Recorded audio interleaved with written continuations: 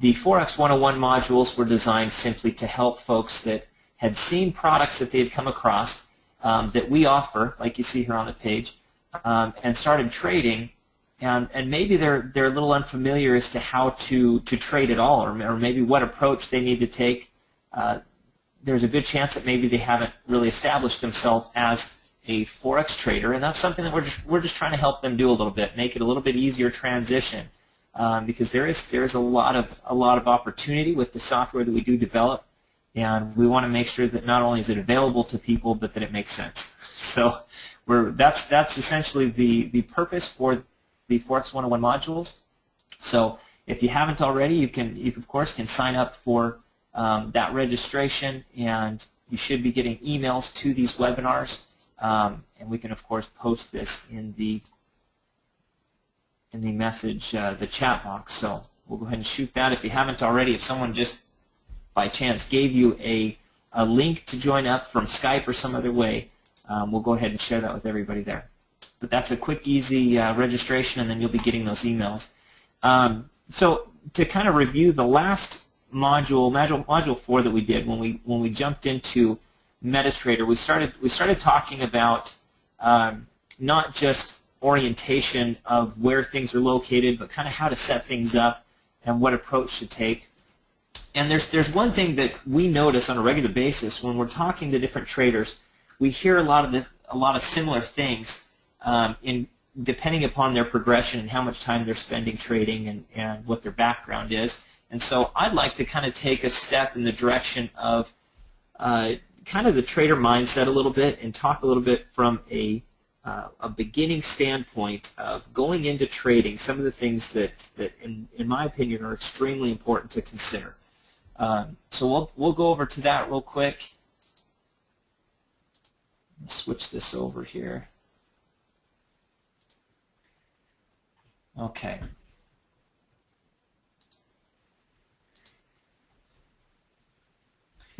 All right, so today's module, of course, is going to be about mental preparation and MetaTrader Continued. We're going to spend a little bit of time on MetaTrader, but I want to get some thoughts from everybody. I want to get kind of an idea as to where people are at. And I've done this before, but I'd like to just check really quick. How long has everyone in here been trading? If you could use the chat box for me, give me an idea as to how long you've been trading.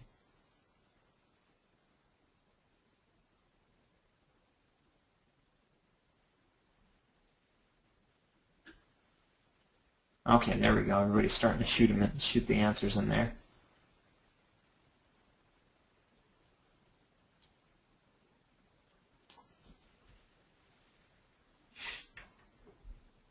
And some of you, we got guys in here that have been trading longer than I have by a long shot. I love it. That's great. Some of these guys watch over me. This is good stuff. Okay. Yeah, so some people have been trading Forex for a couple years, trading stocks, maybe futures or options. But as far as Forex, that's more specifically what I'm referring to as Forex, and it looks like everybody's got at least a couple years behind them. So if I make a suggestion in here and it doesn't jive with what your approach is, or you have something else, please let me know what that is. I love to hear different opinions out there. Of course, we are recording this webinar, so we'll be sharing this again. You'll be able to go back in and check it out. But there's something that I think most traders go through, and there's definitely a learning curve when it comes to trading. And it's interesting because when you're looking at the time, for those of you that have been trading for years, I'm sure that everyone in here can consider that if you knew certain things as you got started, then maybe you wouldn't have blown as much money. Maybe you wouldn't have lost so much time or spent so much time figuring out. You don't want to exchange that or downplay that, because you know that it builds into your character as a trader and what you've learned and your foundation that you now stand on. However, it doesn't change the fact that if you could share something with somebody else that would expedite their progress, pushing them faster towards profitability, then you would do that without a question. So please let us know if you have other things that you'd like to suggest we we've got a pretty open door policy. Beginner's module number 5. We'll get started. So the first thing that I had to do today was I had to stop and think of what it was really like for traders, for myself, and then what I've seen many other traders, and kind of from a mental standpoint. I'm going to use some metaphors here, so bear with me. They might be a little cheesy, but they might also hit the spot for certain people. So imagine, if you will, I grew up on the coast, on the West Coast in the U.S., and I grew up a surfer, and so that a lot of times, things fall back into this ocean, beach mindset sometimes. Of course, now I live out in the middle of the desert, but that's okay. I can still dream of the beach, right? But anyways, I couldn't help but think of what it was like for traders getting started. And really, I think the wrong idea is to think that there's people out there that get started in trading and they don't have to deal with the same thing that different people have to deal with. Gene says, help, the boat is sinking. Well, and if it isn't, it's probably going to, right? So, there's different ways to look at it. We have successes and we have failures, and it's interesting to me because the people that seem to have the greatest successes give a little bit more credibility or a little more credit to their failures. Not to say that they focus on them and say, hey, I'm so glad I failed, I'm so glad I did this, but it is good to make mistakes, but there's also an approach that you can have, and that is you can go into it knowing certain things that you need to avoid, and if you know that before you go, then it makes such a big difference and an impact on the habits that you create, and that's something that we've talked a little bit about before in previous modules. So this, what you're seeing here, this is something I grew up next to. This is a place called the Peter Iredale, and this shipwrecked years ago. Obviously, you can see like a horse and buggy there, and so you've got this little plaque that talks about the wreck of the Peter Iredale. Good old 1906. I think that predates everybody here. and it's interesting because it really doesn't matter what is happening in the markets.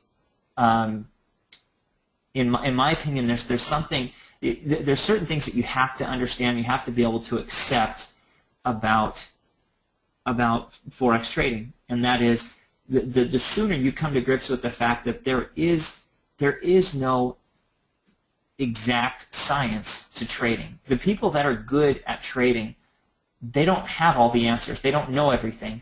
They are just the best at adapting to what's taking place in the markets. So really, you can kind of see where I'm going. This is a much newer ship, also going down. So we've improved in different aspects. There's different things that we have control over, and there's different things that we gain a better understanding as to, in talking about boats, we might be talking about different means of buoyancy and down to safer lifeboats or something. I mean, really, it doesn't matter. But there's ships out there that are supposedly unsinkable, and what happens? The first thing that comes to mind, of course, the unsinkable ship, right? The Titanic. So we might do very well in certain circumstances, and it really doesn't matter. It really doesn't matter because there's always going to be something out there that changes. So I just gave you guys a hint as to the real reason why the Titanic sunk. Okay, I know this might be a little alarming for some of you. I had family that died on the Titanic. So this is, I thought that was pretty funny. Nobody enjoyed that as much as I did, obviously. So, Forex trading, in my opinion, it's a lot like this storm. Now, it might not always be like the movie 2012. It might not always be the perfect storm or the perfect this or that that's taking place. But let's face it, there's always going to be something out there that knocks us off kilter. And I have to impress this and really stress this to new traders, and that is, this should never happen to someone that's just getting started trading. You should never be the little guy, the little boat, the little this or that gets completely demolished and wiped out of your account. And there's a reason for it. There's certain habits that you have to start out with, and that is protecting your equity. The sooner you learn that there's valuable and important ways to actually adopt this habit of setting up stop losses, of course, is what I'm referring to. The sooner you start using stops and get out after hitting your targets and do what you're supposed to, trading your trading plan. The sooner you accomplish these things that you're trying to do and make them habit on a daily basis, the sooner you're going to find yourself going in, pulling in, 30 to 100 pips a day, whatever it might be. It might be 10 to 15 pips to get started. You might want 15 pips a day, and maybe those are 2 trades, and you're in and out, and that's okay. That's really where we want to go. It's funny because the reason that we're doing this, the reason that sometimes we get caught in these caught out in a position where we probably shouldn't be, or we feel like there's something going on in the markets that we don't quite understand, but all we know is that there is a goal in mind. And I'm not going to go too far into greed, but let's face it, greed beats up a lot of traders, and I would say it's pretty easy to place the blame on greed for a lot of people starting and getting out of trading. Some people get into it saying, "Hey, I'm going to make a bunch of money." There's this treasure mindset. Sad thing is we don't know if they're the penny side, if they're gold coins. We don't know what it is. We just know that there's something to be out there. But I guarantee you that if some of the risks that you took, if you knew that they were pennies that you were pulling out of it, you probably wouldn't take the kind of risks that you get into.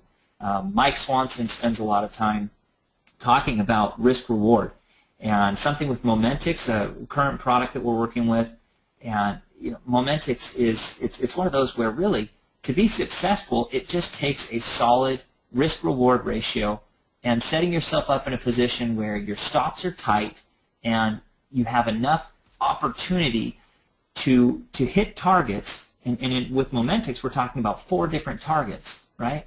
4 different take profit zones.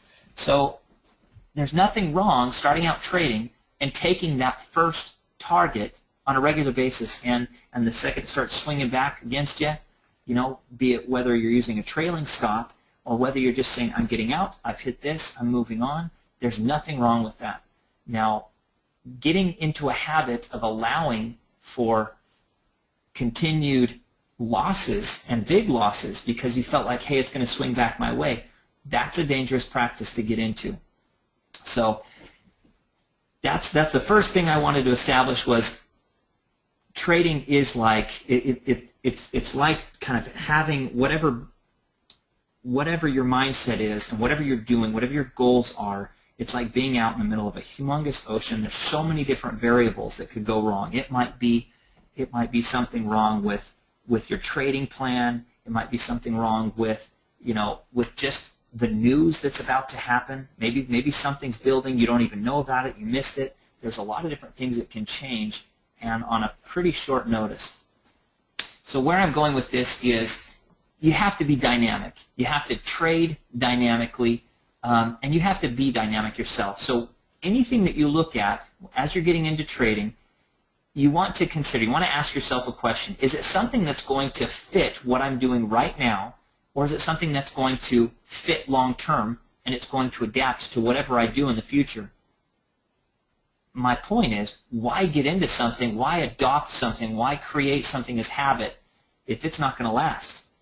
This is a buddy of mine named John Dornelis, and I had to show this off because this guy blows me away. His website, it cracks me up. He talks about live vicarious, and then I forget what he says on it. He says live vicarious, and he says I think not. This guy is all about being there, doing it, making it happen. And I kind of ask him, of course, I kind of live vicariously through this guy. I'm not near the ocean anymore. I'm not out there spearfishing like he is and doing all this cool stuff. And it's kind of funny. I went out to Florida last year. I went out and I met Romney with him. It was kind of fun, and and it was kind of interesting because this guy, he kind of, you'd think that he does just all these crazy things that nobody would ever imagine, but he's very smart in his approach and how he does stuff. So I'd asked him several times, how do you know where you're going to do or what you're going to, what you're going to jump into? And I'm going to liken this to trading here in a second, but he says, I just do my homework. He says, I don't run out in the middle of nowhere, go diving with something or in some place I've never heard about. He's like, I do my homework before I get into it. If it sounds like there's something worth doing there, if it's a dive or if it's something worth doing, then I'll do it. He was on the front of some newspaper for taking a stand-up paddle surfboard and paddling around Central Park in the lake there in Central Park in the middle of winter. So he's a little kooky, but I tell you what, a very cool guy, and it makes sense what he's saying. You guys, when we get into trading, you don't just jump out in some deep, murky water, doing something that you've never done before. That's obviously gambling. That's not trading. So it doesn't mean that you change all of your time frames and currency pairs constantly with little consideration, but it is to say that both you and your trade plan can adapt to the ever-changing surroundings of the Forex market. You've got to be ready to change. So if you establish one thing about your approach, it needs to be that what you're trading, okay, your system, your strategy, your approach, how you're doing that, and yourself, you have to be willing to change your mindset, change the way you do things. You got to be able to change things on a regular basis. At the same time, on the same note, there's certain things that you need to stick to. Okay? You got to stick to your guns. Nate, what are my guns? Your strategy, your proven techniques, things that you've seen people trade and use and do successfully over and over again, your trading plan. And I really probably should have put the trading plan at the top, but this really isn't that complicated.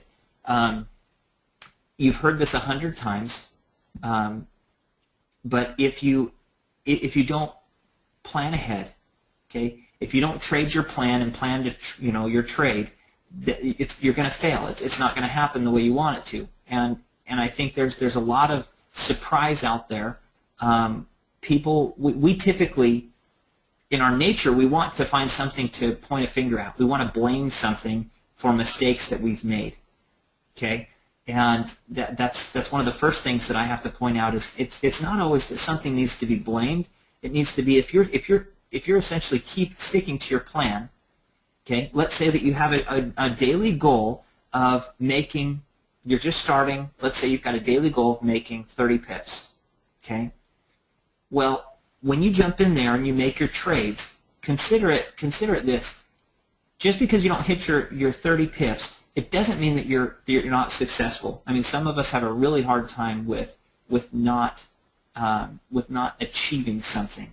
If we're so goals oriented and we don't hit that goal, then we make a lot of the mistakes that come in line with that. But it just shows that we have to know that the plan that we're trading, the techniques that we're using, and the strategy that we're trading, whether it be a system, that the strategy is embedded within that system that we're using, and all we have to do is follow the rules, it doesn't matter. But you've got to do your homework. You've got to know that before you get into it, that there's substantial evidence that this is going to work for you if you do what you're supposed to. Of course, dynamic, there's 100 different ways to look at what being dynamic is. And if you go through and you look at some of these here, I thought it was kind of interesting when I was looking at it. There's a ton of different dynamics. Relative to trading, the dynamic that we're talking about, of course, is really the ability to be able to adapt and change and evolve as the markets change. Because if there's one thing that we can expect is that next year is not going to be like 2013. 2014 is going to be a totally different beast, and we just have to go into it with that mindset.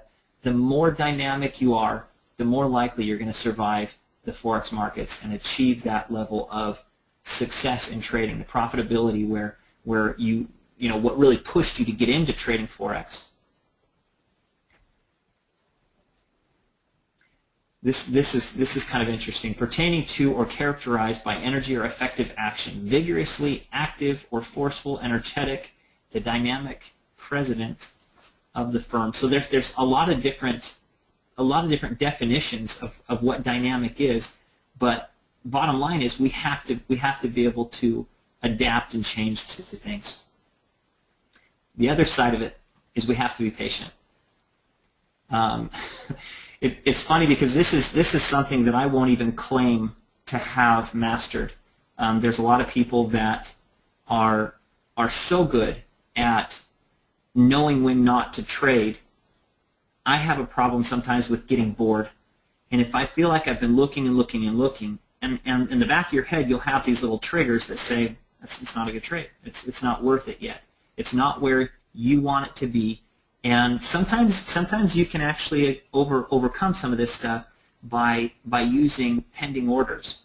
A product that I recommend that we use, of course, is PipStat Manager.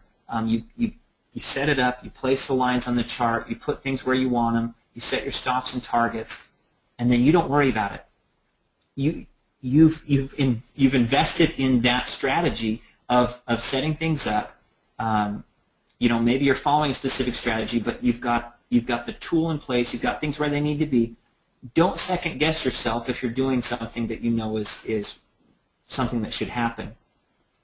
I like number 2 there, an ability or willingness to suppress relentless or annoyance when confronted with delay. Man, and I get that delay feeling. I want to jump in. I just want to pull the trigger. It's like, just give me something to shoot at. I just want to jump into a couple trades, and you know, if they work out, great. If not, at least I didn't sit around just waiting there. That's not the way to become successful trading. That's not the way to add up, you know, slowly. As we talk about, slow and steady wins the race. It doesn't work that way. Perseverance, even-tempered care. That's really what it takes. Diligence to work or trade. I like to say diligence to trade with patience. It takes a lot of different things. So what do people end up doing? When they get in, maybe they get stuck in something and they go too long. Yes, Mike is asking about PipStat Manager. It's PipStat, kind of like statistics or kind of like a thermostat stat, S-T-A-T, PipStat Manager. I sure can, and I can actually show you a little bit of PipStat Manager when we jump into MetaTrader. So revenge trading, I'm sure you guys have heard of what revenge trading is. About.com says revenge trading is when you get into an emotional tussle, I love the word tussle, it's great, with the market and become overly aggressive with trading. You've suffered some losses and you're understandably upset about it, so you set out to get revenge on Mr. Market, the one who took your money away. So the easiest approach there is get in, grab a couple winning trades, hit a couple targets, and get out. Get in, get out, get on with your life. I have there's one hint. I have a Chili's mentality when it comes to trading. As cheesy as this might sound, it's brilliant. It makes perfect sense.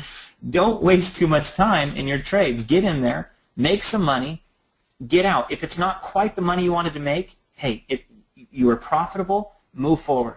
Okay, break away. Now, that's not to say that you just do it randomly whenever, anytime.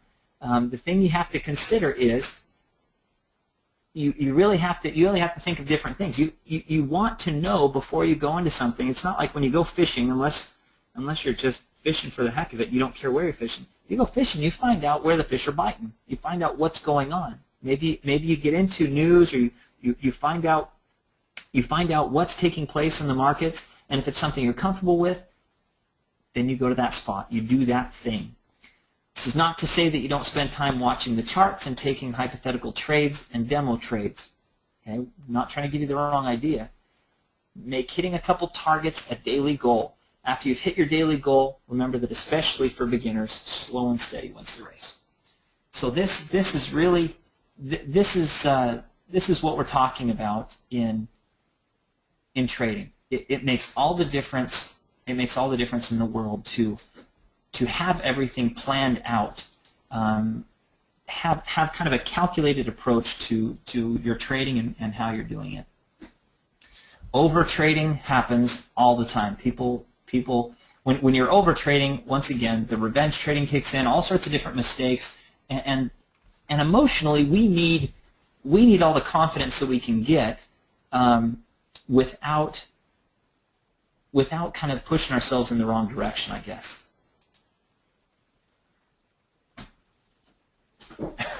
I love this. You get out and push. So we might end up at that spot where we're just hanging over the edge. We don't know about what's going to happen, but really, once again, this kind of goes back to the tidal waves part of it. There's no reason that a new trader should find themselves in one of those kind of compromising situations where they don't know what to do. They're stuck. They're going to take a huge hit, a huge loss.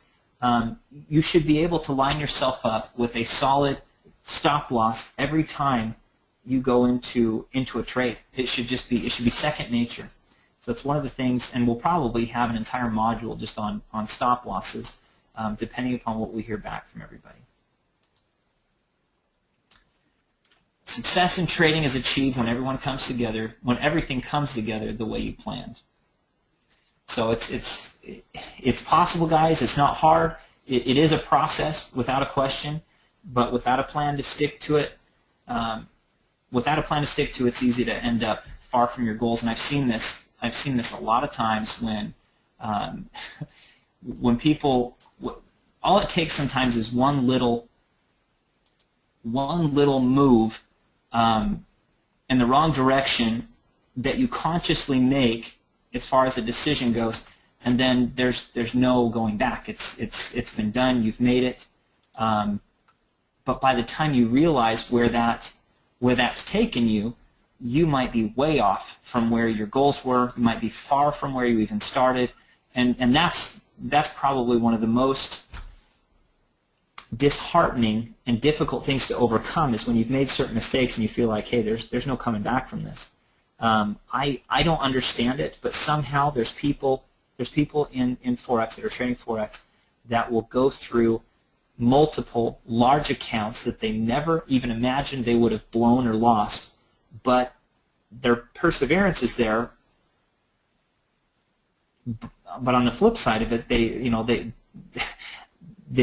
have the mindset to not quit and not give up, but at the same time they don't really catch what got them in that point to begin with. So it's a difficult place to be.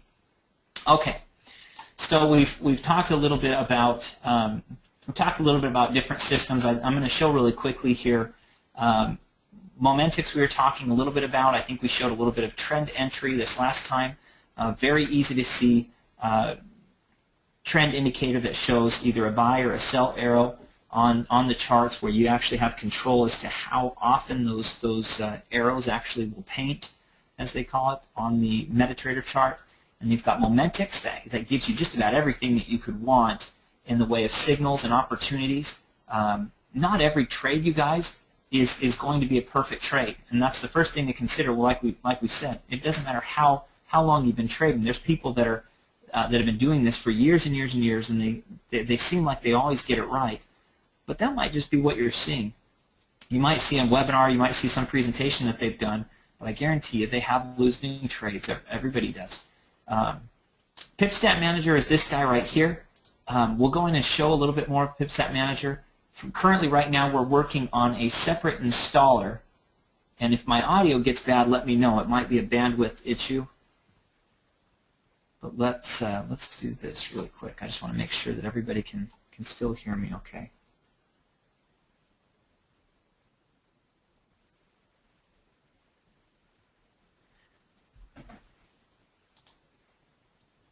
Hang on one sec here. We've got a comment. Nate, Hal is saying, Nate, you're giving the impression that stop losses should always be used. And I'm kind of glad you brought this up, because I don't know if I really went into it, but With respect, that is not true. Very often they will kill you. Okay, let's go into this. Let's talk about this for a second here. It depends completely on all other aspects of the strategy combined. Okay, now once again, there are different levels of rules that kind of supersede others. I do want to give the impression that if you are just starting out trading, yes, in my opinion, you probably shouldn't be trading a strategy that does not use stops. That's my opinion.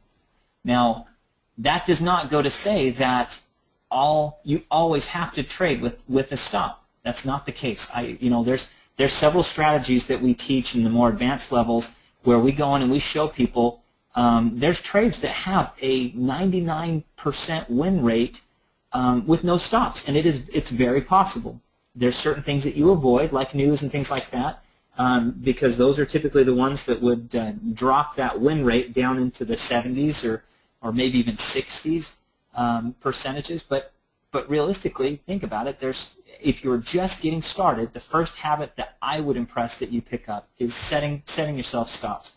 Now, to go on what Hal is saying, he's making a very good point that you don't always want to trade with stops. There's certain strategies, there's certain, some people have trading plans where they purposely avoid trading stops. I'm going to see if I can't, maybe Hal has a microphone, and I'll let him go in and explain a little bit more.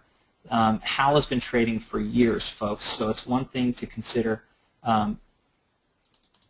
in what he's got to share. I'm going to see if he's got a microphone here real quick, and I'll let him expound upon that a little bit. Hal, are you with us?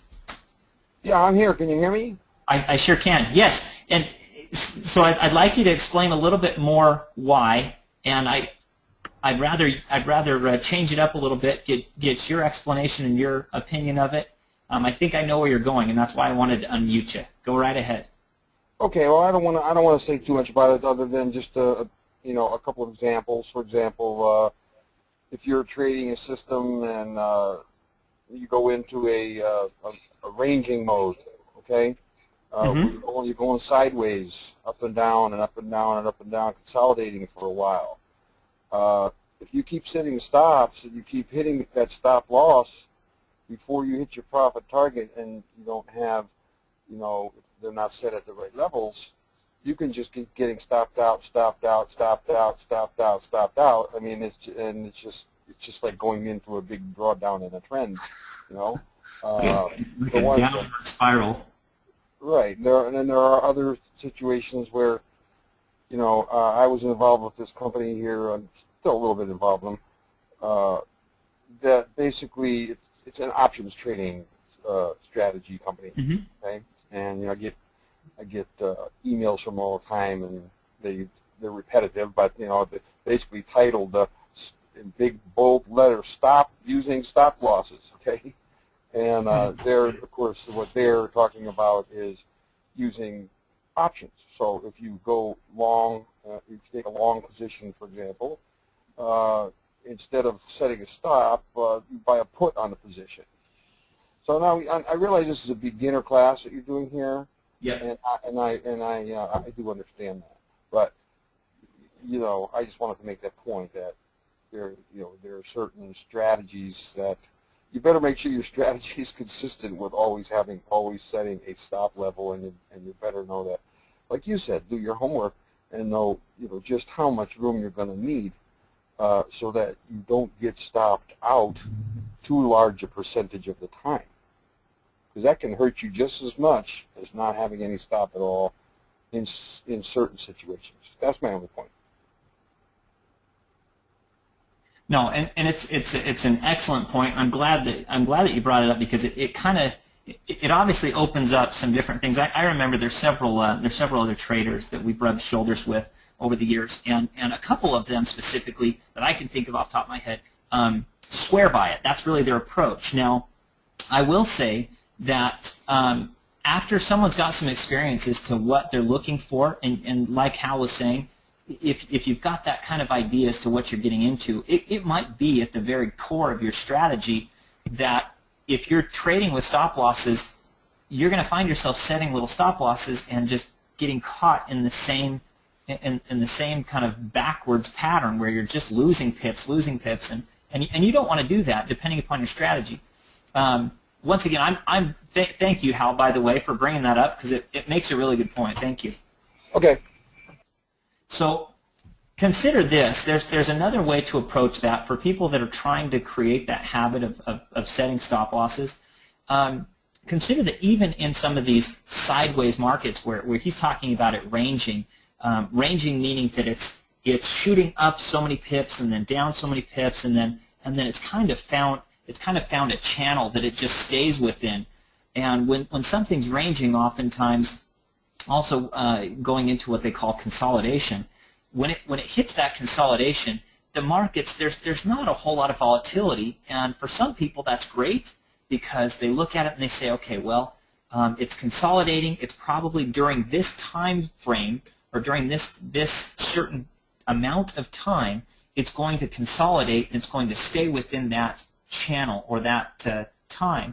And that's the thing to kind of consider, is when you go into it, you really have the opportunity to trade within a certain time, or to either avoid that consolidation if you know it's coming, or if you're looking for, maybe you're taking kind of a scalping approach and you're going in for just some small pips, and you want to avoid at all costs those large swings, and maybe you don't even want large trends, because you're trying to get in and get out and then be able to catch the trade the other direction when you see small reversals. So there's a lot of things to consider, but that's definitely that's one of those things that if you're starting out, it makes sense to set yourself up with stop losses, and as Mike always talks about, can't impress enough about a solid risk-reward ratio. That's one of those things that really, as you improve your trading, it should kind of become part of how you trade.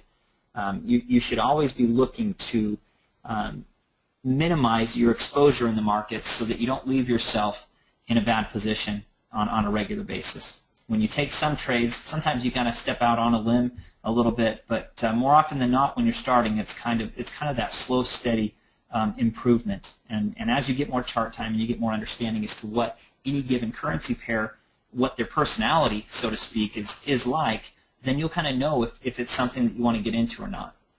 Okay. Give us 1 second here, and we'll get the MetaTrader pulled up here. So we have one question from John saying, what are some recommended brokers? I've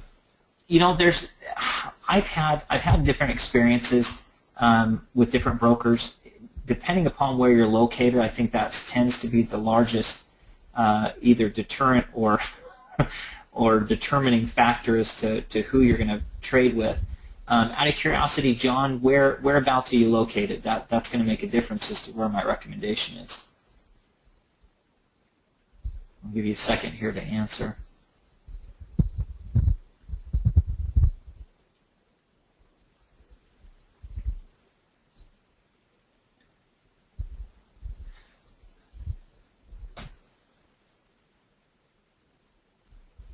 John might not be back yet from our little break here.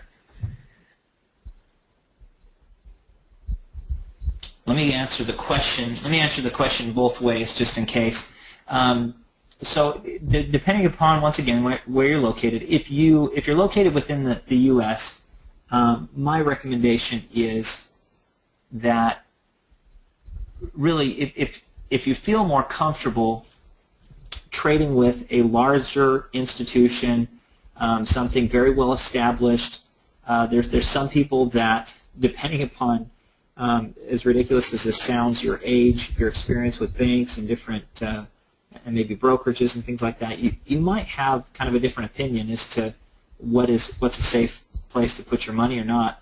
I think that as far as stateside, I think good brokerages within the U.S., I think FXCM is a solid broker. I've got varying opinions about FXDD, but FXCM and Forex.com I think are both pretty solid brokers.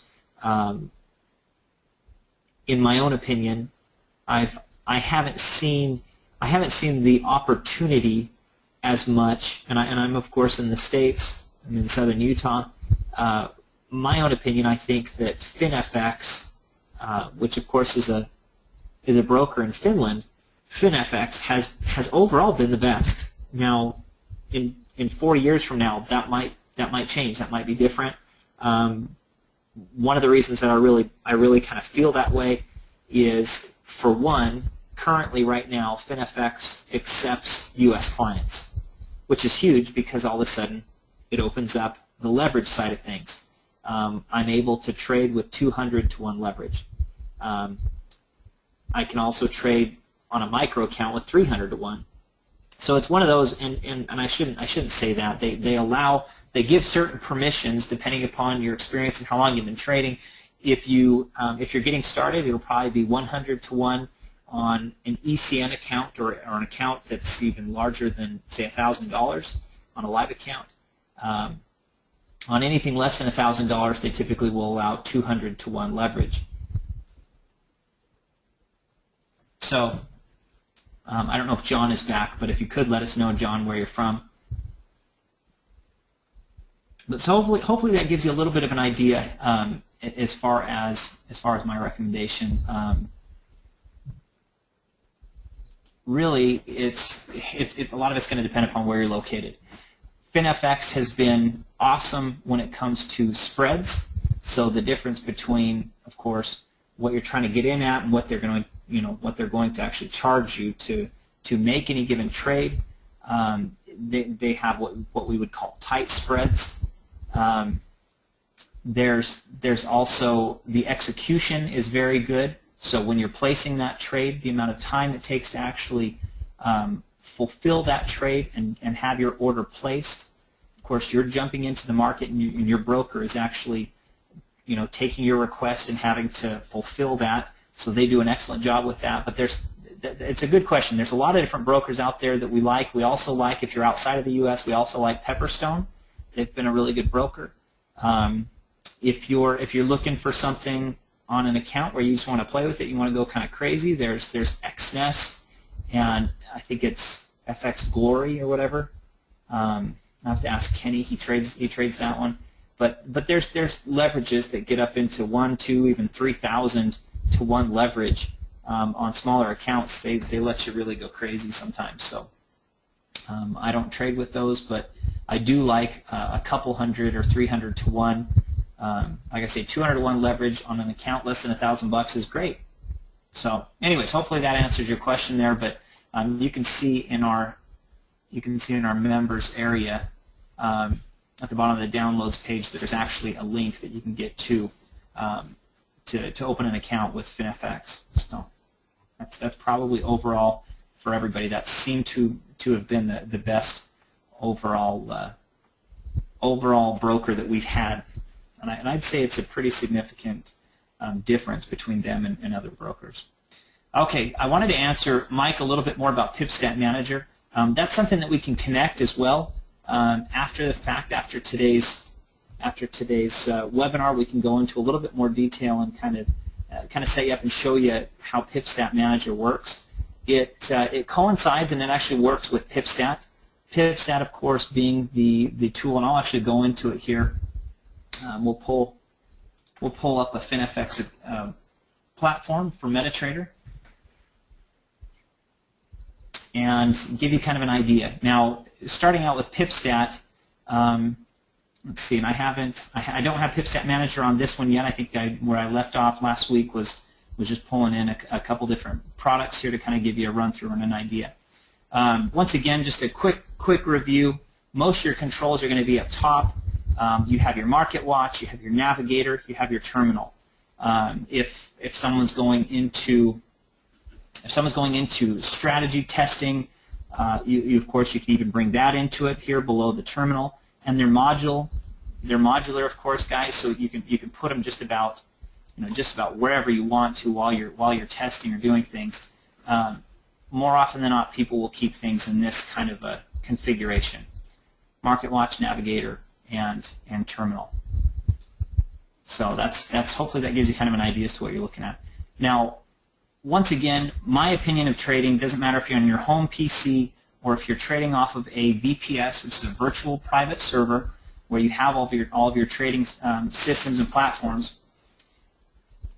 My opinion is I always like to go in and hide anything that I'm not using.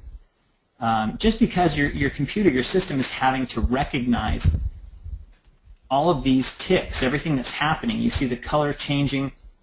It's having to actually load and gather that information, and anything I can do to speed up my system makes a big difference in my opinion.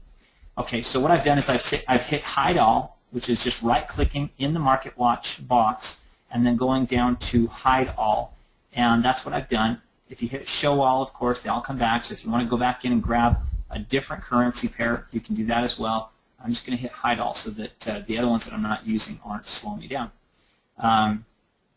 Okay, so once again, there's a lot of different ways to fulfill any given trade that you're looking for. You can drag and drop. You can double click on things. You can, and if you'd like to, you can kind of review module number 4 to go into more detail with that. But as an example here, I started out with PipStat as being the main window here. You can see at the very bottom the different symbols and currency pairs that I have pulled up. It's nice because MetaTrader shows not only the currency pair, but it also shows the time frame that you're trading. So you can see that here I have 2 different Euro USDs on a 15-minute chart, and there's a reason for that. I can kind of show you. You've got the pound dollar on the 4-hour chart. I've got just varying time frames and currency pairs at the bottom. This is where you'll access them all. Now, if I go in and not minimize it, but drop it down from taking up the full screen, this chart right here is necessary for PipStat to be a part of what I'm doing. This is how PipStat, the trade management tool, that's the floating tool that we're going to show here again in a second, that's how PipStat actually communicates with the MetaTrader platform. So I'm just going to minimize it.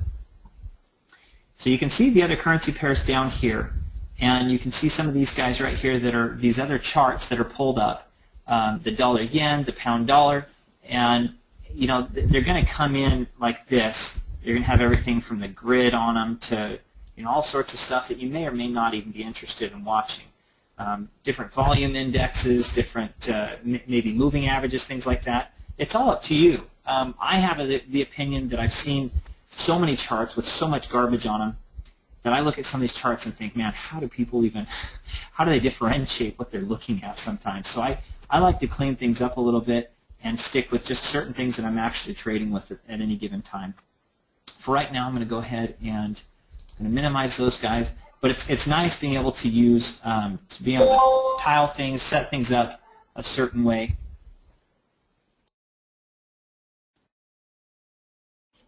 So we'll go ahead and situate it.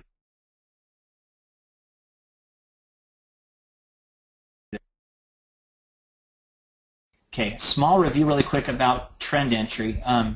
Trend entry, and the reason why I have 2 different Euro USD charts up is, and both on 15 minutes, I wanted to kind of show the difference between the 2 of them here. The auto scroll across the controls, we've talked about this in a previous module. One of the first things I usually do is I unclick that because I don't like the fact that I can't pull back and automatically it pulls right back to where I started. I'll start moving it and it goes like that. So auto scroll just brings you to the end point of any given chart. You can see here you've seen some down movement. This is trend entry. This is an indicator created by the TradeWest Forex team. Mike Swanson, of course, being the brainchild behind this and several others. This is a good long trade. And I can kind of give you an idea. The way of finding out within MetaTrader, excuse me, the way of finding out whether or not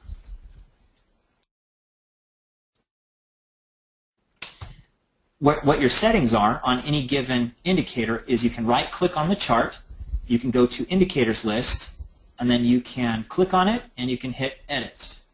So I'm going to find out really quick here what my settings are. And for this indicator, as an example here, I'm finding out that the sizes of things, now any inputs, this is going to depend on what the developing company offers you in the way of options. It sounds kind of weird, but sometimes I actually enjoy seeing that other developers are coming out with products where they have 2 or 3 different options out there. For beginning traders, in my opinion, less is more. There's sometimes we can self-destruct our approach just by thinking that, well, if I've got these options, it means that I get to play with them and I get to change things however I'd like to. And it can be kind of dangerous when you do that. So it's actually nice finding that some systems won't give you free reign of everything that you possibly could have. A good example of that with TradeWest would be Trade Hero in comparison to Trade Hero Pro, for example. Trade Hero Pro opens up tons of different options. Trade Hero keeps it pretty simple, and the strategy between those two systems are very similar, but one of them gives a more seasoned and experienced trader the ability to customize things according to what they feel like the market's doing. So something to consider. Anyways, in a custom indicator, when you go into edit, you click on it, you hit edit, you get this little window that pops up that says custom indicator. In this situation, it's of course TradeWest Forex trend entry.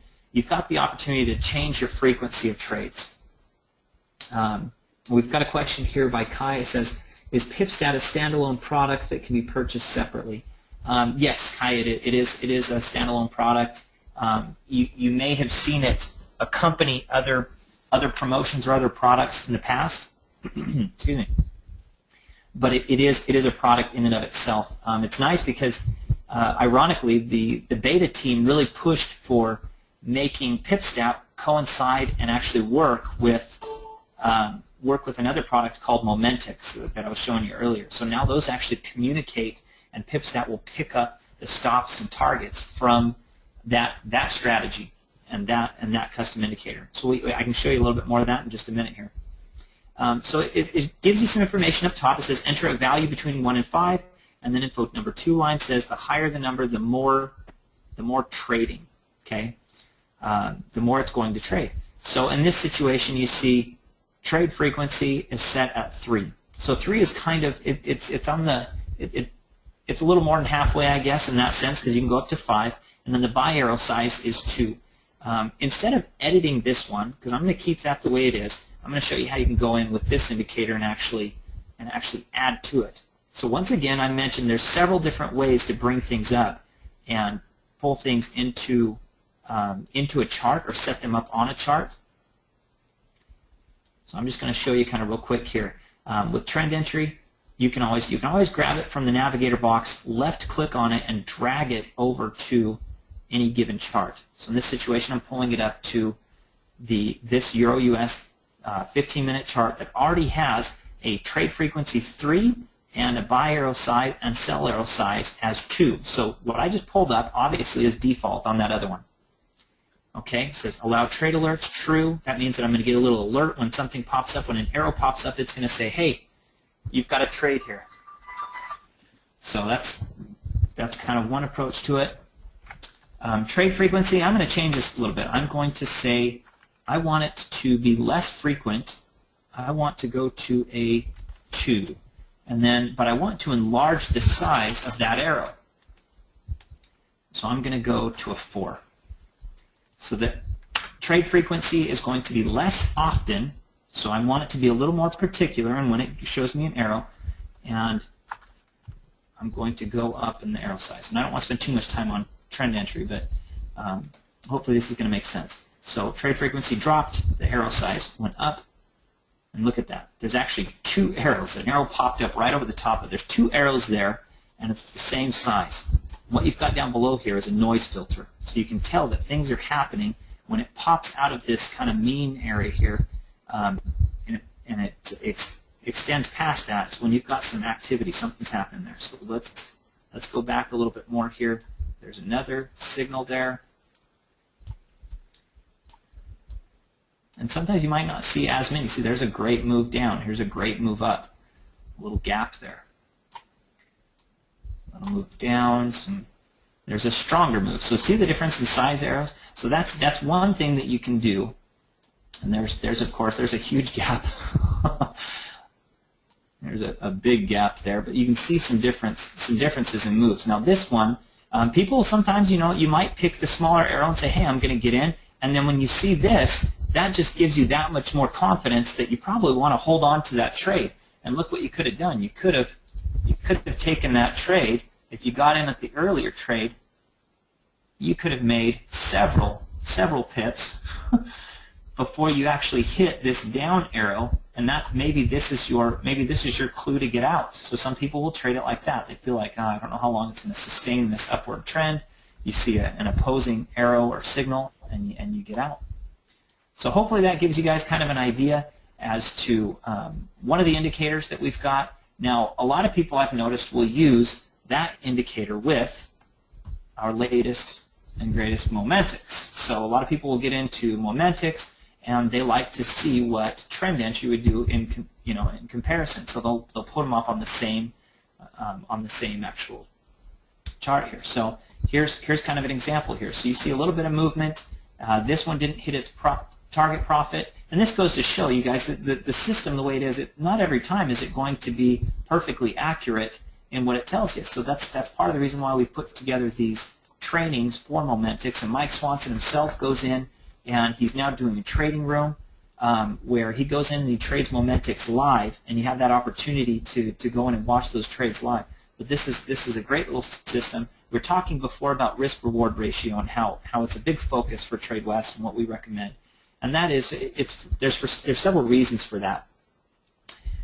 When you get into trading, if you don't have a feel for what your risk-reward ratio is, for example, in this trade right here, when you look at it, you see different numbers here, and you can tell the total possible, the total possible pips that you could have gained on the high side for this one. In an example, if you hit the fourth target, fourth being 1, 2, 3, 4 targets, if you hit the fourth target, you're looking at 43 pips. Well, obviously, it came nowhere near that. It didn't accomplish what it was shooting for, but at the same time, you don't have a stop loss that's all the way down here.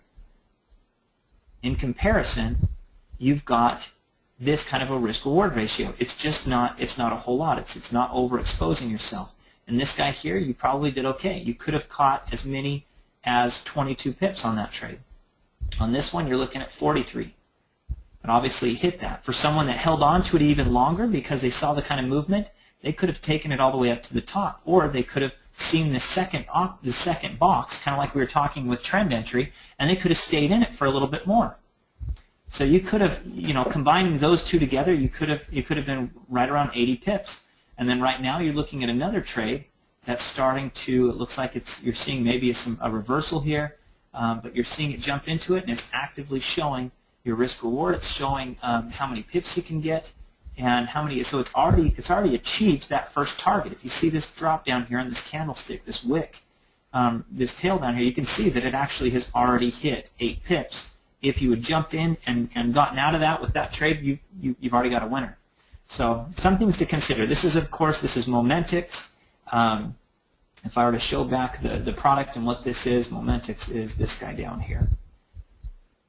It's based on a Swiss bank, an interaction that Mike Swanson had when he worked with the Swiss bank, and the program and the strategy that he's done. Now, obviously, he's taken and he's adapted it to retail trading. And that's a separate product. Any one of these products are available by themselves. I'm not trying to do a sales presentation here. I'll let the rest of the guys talk more about products if you're interested. But I'm trying to show the differences in how things can work within MetaTrader. Okay, so that's just another example. Now, any given strategy, the strategy is obviously, you might not even, this is one other thing to bring up, is you might not even understand fully the strategy that you're trading. As long as you know that the strategy is solid, that it's a good strategy, and that there's enough success out there that people are having with it, that if you follow the rules yourself, you can see a similar success.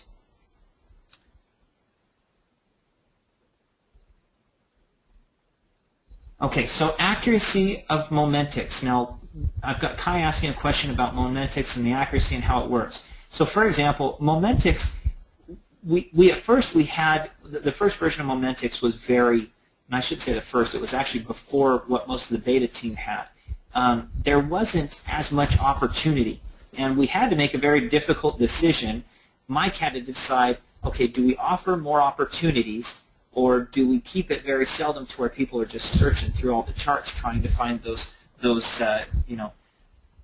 high expected wins? And the obvious request was people wanted more. They wanted more opportunity, and so we opened it up. And yes, not every trade is going to be a winner, guys, and that's the first thing to consider. If anybody tells you that any given trade that you're jumping into is a grand slam or a home run and it's just going to happen, let me just say that there's books written about this on the fraud alert side of things.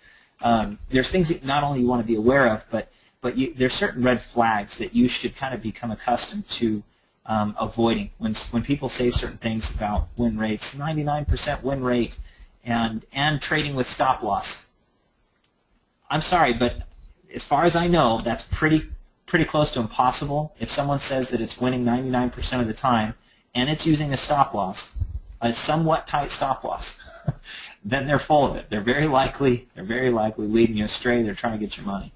So just something to consider. Of course, with MetaTrader, we've shown in one of the first modules that you can expand things, you can stretch things out.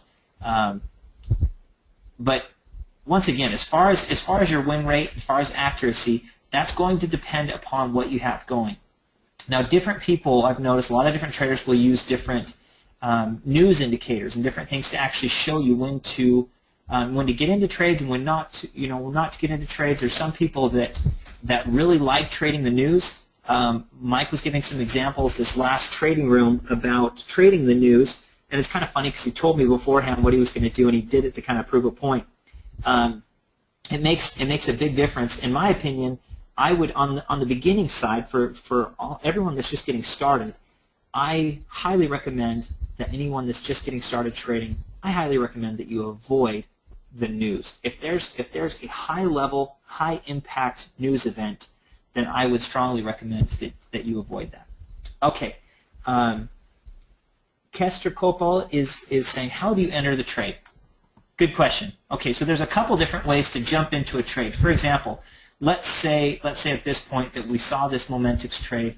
Now in this situation it's showing a 1 star. Now that doesn't necessarily mean that that's going to be a bad trade, that it's going to go against and it's going to continue in this upward trend.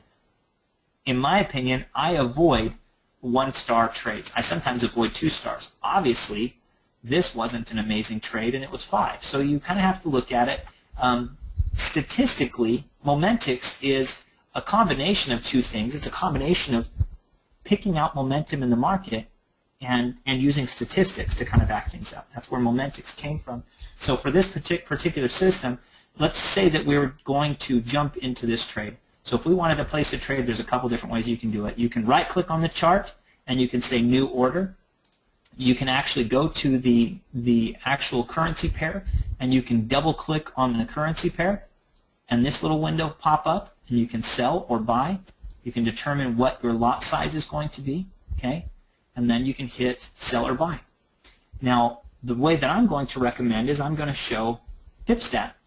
PipStat is a floating trade management tool, of course, developed by TradeWest, and I'm going to show you how you can use PipStat to do this. Now, given I'm not copying any history, this is a new account, but PipStat does have the capacity to go in and you can actually go in and copy history so that you don't have to trade 30 times or 10 to 30 times for it to actually start picking up what you're doing. And now we've made it to where you can use Momentix stop loss and take profit by using the same unique ID that you create in here.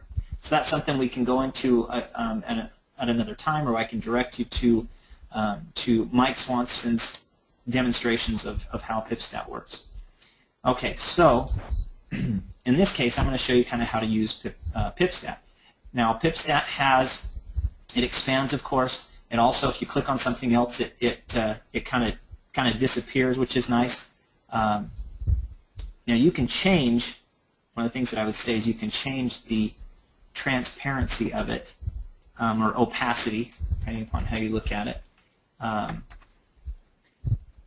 You can change how much it's going to go transparent to where you can still see things in the background.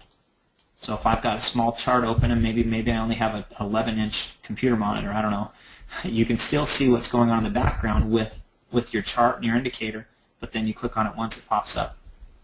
So I'm going to say, okay, we're in this trade. It's retraced a little bit here. You see this little movement back and forth. You've got a wick. It could go up. It could go down. In this situation, I'm not real sure. I'm probably going to take a small trade. Now, if you can't make a trade when you put in whatever lot size you're trying to trade as you're getting started, and you can see that I'm on the Euro-US, so I'm on this currency pair, and that's important that I verify that I'm on the right currency pair. I have to check my stop and target. Now, if I'm just putting it in and I'm not using their stops, you want to go in and take a look at that. So this is kind of showing you here the other direction and what you can do. I can even actually show you. He's asking a question. In other words, where do you click to take the trade? Okay, so once again, you've got two different options. You can use the window that you have to dig for with MetaTrader, or you can actually use a tool like PipStat that actually does all of your trade management for you. So that's what I'm saying. There's different options, and there's other companies out there that have different products as well, and some of them are pretty cool. My favorite, of course, is PipStat, partially because a lot of the people that trade with us helped design what features it has and how it works. And we've had so many different people in the development of it that it's really become an amazing tool. It's not just the fact that it has Mike Swanson's dynamic money management built into it, but there's several different algorithms that figure out statistically where you should be putting your next take profit stop loss. Of course, that happens once you've had enough trades in there for it to read that, unless you've gone in with a history on a previous account and had it copy the history. Once again, like we were talking about before, it does have that option. Okay, did I answer your question there, Kester Kopel? So to make that trade, it's going to be either a red box or it's going to be a blue one. Okay, and that's going to be either buy or sell. If you're buying, if you're clicking the buy, it means that you're expecting this trade to go up. Now notice here, if I had jumped into that trade, it's already gone against it several pips.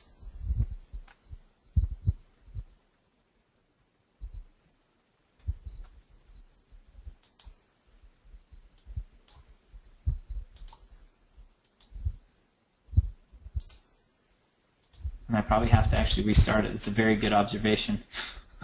I'm going to close this out and reopen it. Got PipStat there, and I'm going to pull it onto the chart.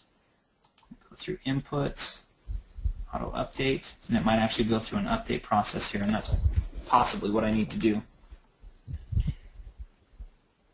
Keep in mind that that little chart that we have in there, this guy, I'm going to close everything down again here. Close this first here. My computer might be a little bit slow to respond, and it looks like it probably is.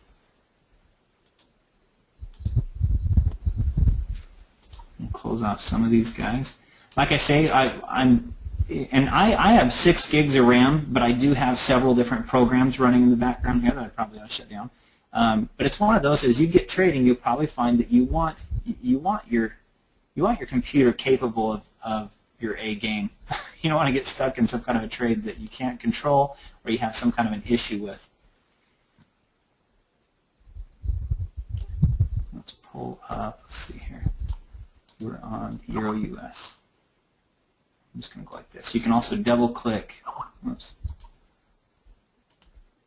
I can say new chart window, and I can actually load a template. We've talked a little bit about templates and other things. Bear with me 1 second. I'll show you actually uploading the PipStat. I'm not going to really go into this. I'm not a big fan of the black screens unless I'm on an iPad or something watching a trade in bed. So I'll go down to template, and I'll say, let's see, I'll go back and say Momentix on this one. That's a different time frame, of course. That's an H1. That's a 1-hour chart. So I'm going to go ahead and open, let's see, just open another one randomly.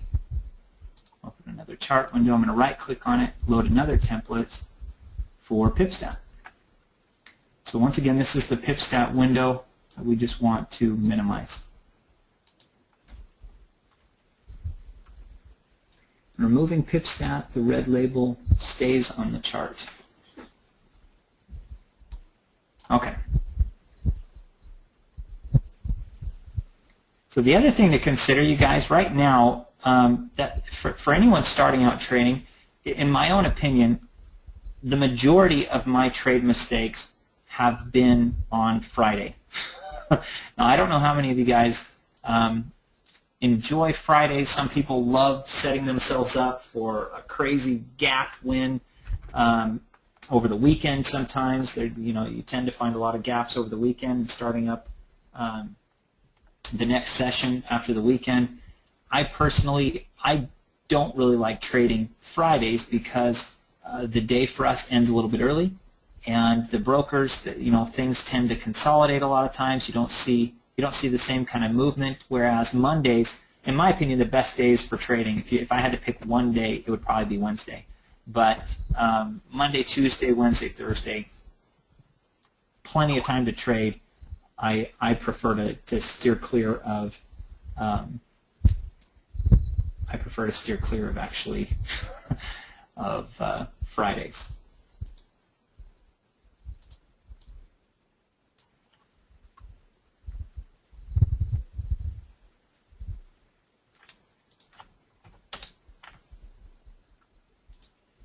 Okay, so I've got, let's see here, I have it actually attached to multiple time frames. So I'm going to go like this. I'm going to go back in here. I get this guy to open up, minimize that. Bear with me 1 second while I set this up.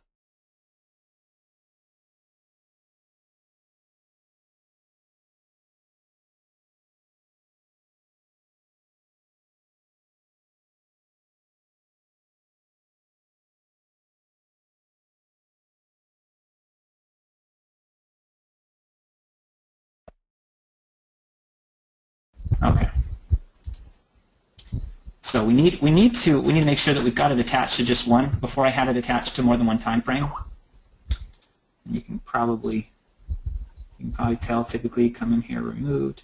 Once again, you always want to be able to check your journal and your experts tab, and you go in because PipStat loads up as an expert advisor.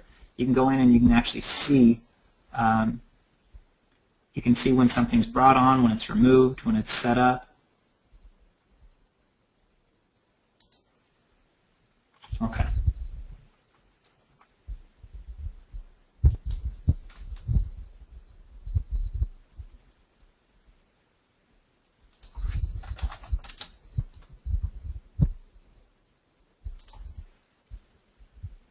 Okay.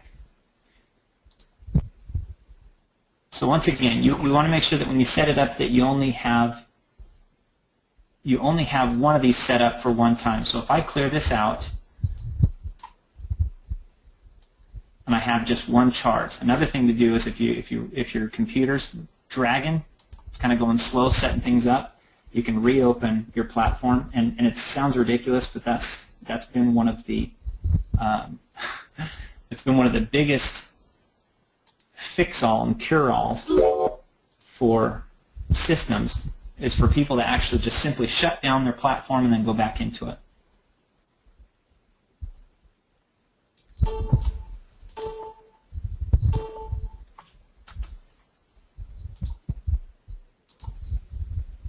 Okay.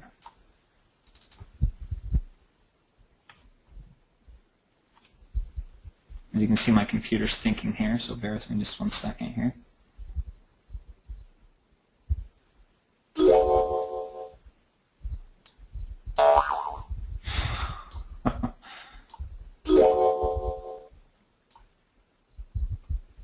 And I have probably way too many charts and platforms on here, but it's depending upon your computer and how many different things you're watching at any given time, it's actually good to have access to all of your stuff. Just got to know where everything's at.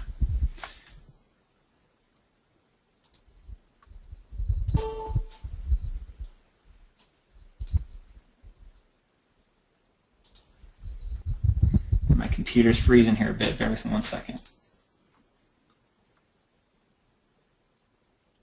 Okay, Robert is asking about the system. Great software. What is my cost to use your system?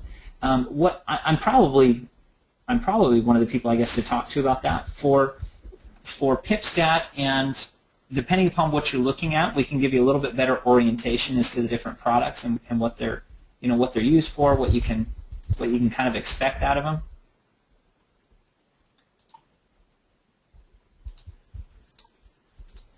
Bear with me 1 second here, guys, while I set this up.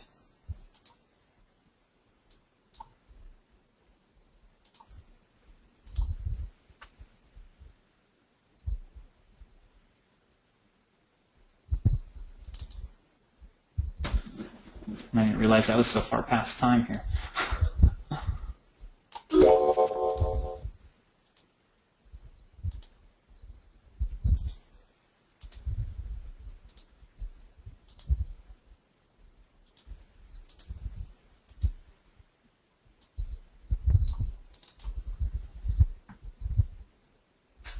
Okay.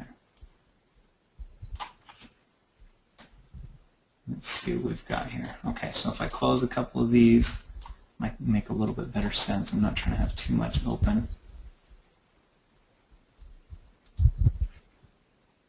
Trying to clear it up to where you got plenty of room to see what's going on and none of the extra stuff here. Okay. So for PipStat, again, I'm gonna find one currency pair. I'm gonna open up, go to new chart window. So I just open one up. Once again, you can either right-click and load a template, or you can actually go over and drag and drop PipStat over to it. Start it up. Hit OK. And you can see it pop up there. Oh, it looks like it's got more down here. I've already got one open there. You always have to look. That's one thing about PipStat, is you always kind of have to look at the bottom to see if there's one in there. Because if you've got multiple charts open, you'll have kind of the issue that we were looking at a second ago. You want to make sure that there's just one of them, and it says "Do not close," so it's pretty easy to see. We'll just open another chart window, load a fresh PipStat, hit OK. There it pops up. That'll take over and it'll go to that black screen. Okay, so if we're looking at, let's say in this situation, the pound dollar, you'll go in and you'll change it to the pound dollar.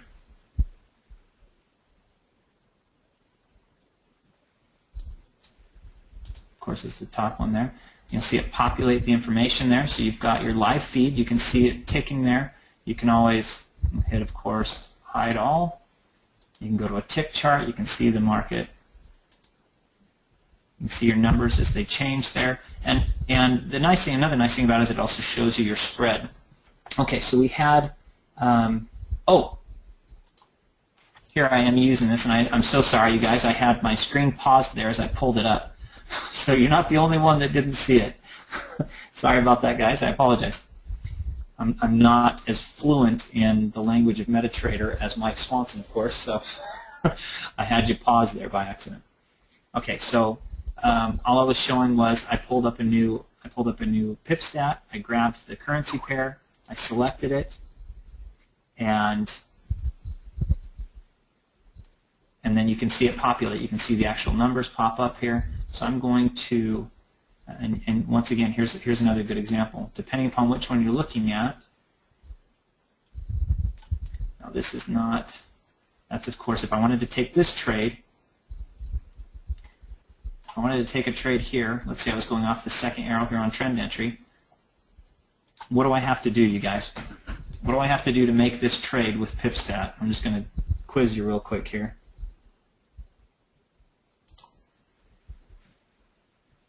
Okay, we've got a couple wrong answers there, and someone just hit it right on the nose. Yes, change, exactly. We need to change the currency pair. So the first thing that we got to check, really there's not a whole lot to verify and check, but before we go in and we make any given trade, we want to make sure that we're adjusting things to where we want them. I recommend a tighter stop loss, than just the default of 30-30.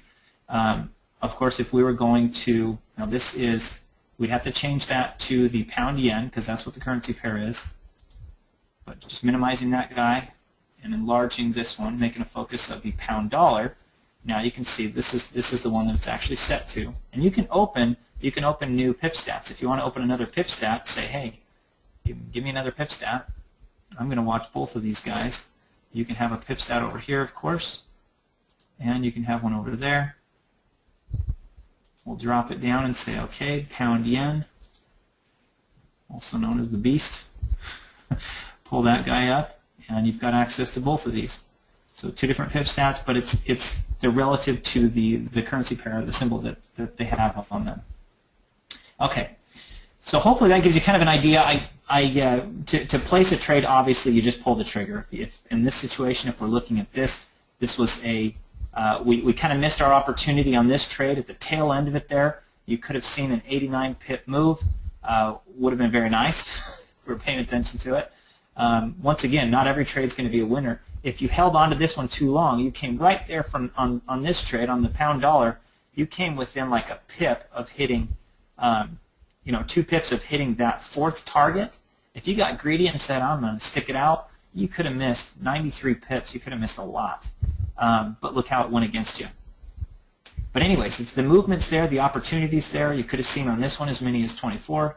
I mean, it just all depends upon what you're doing. Not every trade is going to be a winner, but learning how to use the tools makes all the difference in the world. Once again, as far as a strategy goes, find out different strategies that you're interested in using.